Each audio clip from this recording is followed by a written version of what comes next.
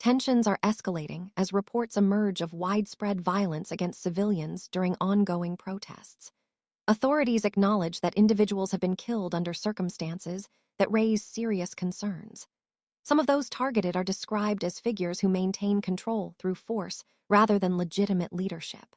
Officials say the situation is under active review, with military and security agencies examining possible responses and weighing strong options. At the same time, attention has turned to a prolonged internet shutdown that has now stretched on for years in certain regions, with recent developments making the situation even more severe. Discussions are reportedly underway about restoring limited connectivity, including the possibility of engaging private technology companies capable of providing alternative communication infrastructure. Officials suggest that renewed access to the internet could help ease tensions and restore a measure of stability. Observers say the protests are driven by demands for basic freedoms long denied. Demonstrators are described as civilians seeking dignity, liberty, and outside attention to their plight.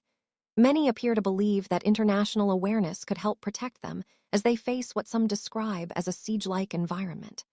Recent reports indicate that live ammunition has been used against crowds, a development widely condemned as unacceptable. Human rights organizations report at least 490 confirmed deaths among protesters within just over 2 weeks, including the deaths of 8 children. Investigations are ongoing into more than 500 additional cases, which could push the total number of fatalities beyond 1,000. Alongside the deaths, more than 10,600 arrests have been documented, with many cases still under verification. Evidence collected from multiple sources points to the indiscriminate use of lethal force.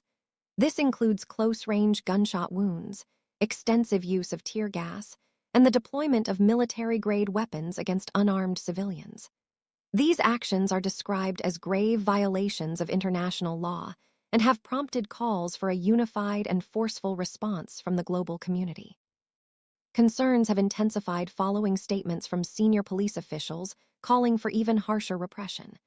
Rights groups warn that such rhetoric, combined with mass casualties, signals a dangerous escalation. Analysts note that complete internet blackouts often precede the most severe crackdowns, as they allow violence to occur away from public scrutiny. In recent days, reduced connectivity has coincided with a sharp rise in reported abuses. Reports from inside the country indicate that after evening hours, even landline telephone services are cut, leaving residents unable to contact family members, emergency services, or medical providers. This communications blackout not only violates the right to access information, but also endangers lives by preventing people from seeking urgent medical care. Despite these restrictions, large gatherings continue to take place. Protesters have managed to organize without digital communication, demonstrating resilience and determination even as isolation deepens. Human rights monitors have also documented more than 90 forced confessions broadcast on state media.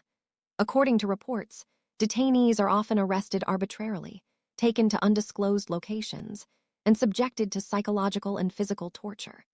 These coerced confessions are later used as evidence in trials, frequently leading to severe sentences, including the death penalty. While forced confessions are not new, the scale at which they are occurring is described as unprecedented. Additional documentation obtained from hospitals shows injured protesters being removed from medical facilities before receiving proper treatment and transferred directly to detention centers. Victims reportedly include those suffering from gunshot wounds and tear gas exposure. Denying medical care under these circumstances is considered torture and cruel treatment under international law. As the situation continues to unfold, observers emphasize that the future of the protests will be determined by those on the ground. International advocates stress the importance of standing in solidarity with civilians, prioritizing their safety, preserving evidence of abuses, and maintaining a detailed historical record of deaths, arrests, and those responsible.